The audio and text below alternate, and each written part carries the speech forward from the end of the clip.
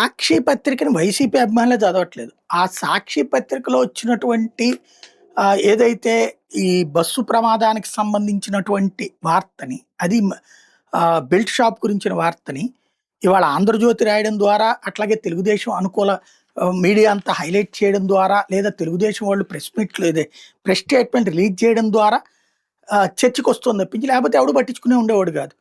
అక్కడ ఏదైతే belt shop అన్నట్టు వెరీ సింపుల్. ఈ వార్తలో అత్యుత్సాహం ప్రదర్శించొద్దు. అది బెల్ట్ షాప్‌లో తాగినా, లిక్కర్ షాప్‌లో తాగినా, తాగింది మందే. రాత్రి 8:15కి అతను కొన్నాడు అన్నటువంటిది తేలింది. 8:15కి కొన్నది ఉదయం 2:30 దాకా అతనికి కిక్కిచ్చిందంటే నాణ్యత కలిగిన మందు అని చెప్దామా?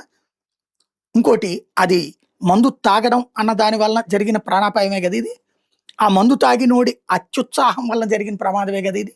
దానివల్ల ఎంతమంది ప్రాణాలు కోల్పోయారు?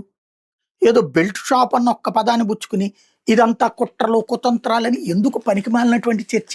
అసలు అవసరమా అదంతా చర్చ? బెల్ట్ షాపా? మామూలు షాపా? బెల్ట్ షాపు కూడా అక్కడ ఉన్నాయా లేవు? అసలు రాష్ట్రంలో బెల్ట్ షాపులు లేవంటే జనం నోటితో కూడా నవ్వరు. బెల్ట్ షాపు ప్రతి ఊర్లో, ప్రతి గ్రామంలో ఎవడో చెప్పలేదు ఇది.